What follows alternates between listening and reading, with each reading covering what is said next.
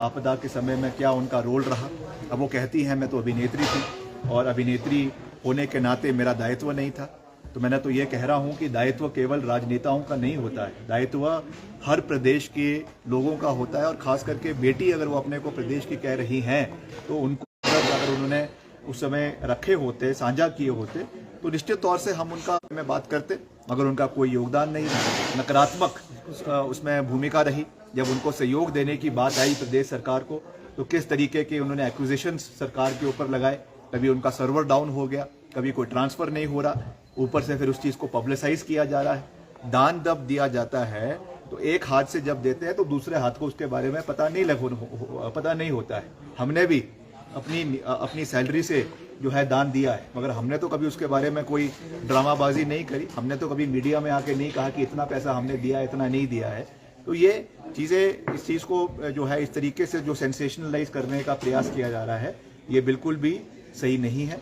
और बार बार जो एक वो बयान दे रही हैं कि कांग्रेस पार्टी हिंदू विरोधी है और हम हिंदू विरोधी पार्टी को हराएंगे, मैं उनको बताना चाहता हूं कि मैडम, ये एक देवभूमि है। हिमाचल प्रदेश एक देवभूमि है जहां पर कांग्रेस पार्टी की सरकार पहली सरकार थी हिमाचल के अंदर जहां पे धर्मांतरण का कानून लाया गया।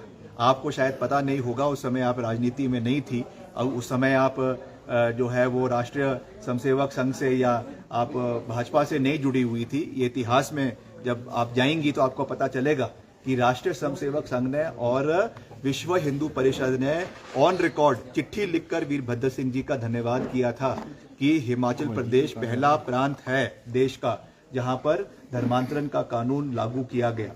हिमाचल में करोड़ों रुपए हमारे मंदिरों के जीर्णोद्धार के लिए अगर किसी सरकार ने दिए, कांग्रेस पार्टी की सरकार ने दिए। कुल्लू के अंदर आज अगर ऐतिहासिक देव सदन बना है, मंडी के अंदर आज अगर ऐतिहासिक देव सदन बना है, तो कांग्रेस पार्टी की सरकार ने, वीरभद्र सिंह जी ने उस चीज को वहां पे बनाया। जिस चीज की बात आज मुख्यमंत्री आदरणीय सुक्खू जी ने भी करी कि हिमाचल प्रदेश एक देव संस्कृति का राज्य है।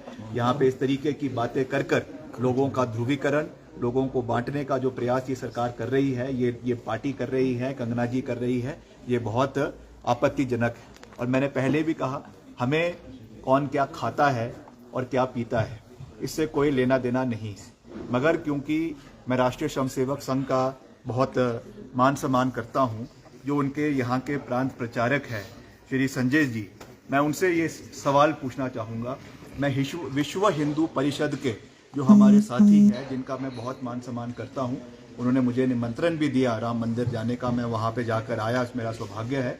मैं उनसे ये जानना चाहूँगा, उनकी प्रतिक्रिया जानना चाहूँगा कि आज जो खान पान के सेवन के बारे में बात हो रही है, हिंदू राज्य है हिमाचल प्रदेश जहाँ पे 98% लोग सनातनी हैं, वहाँ पर जाहिर है जो चीज़ें आज पूरे देश, पूरी प्रदेश जिसके बारे में चर्चा कर रहा है, राष्ट्रीय स्वयंसेवक संघ का उसके ऊपर क्या स्टैंड है? क्या वो एक ऐसे प्रत्याशी का समर्थन करते हैं जिन्होंने इस तरीके का खान और पान पूर्व में किया है या वर्तमान में किया है?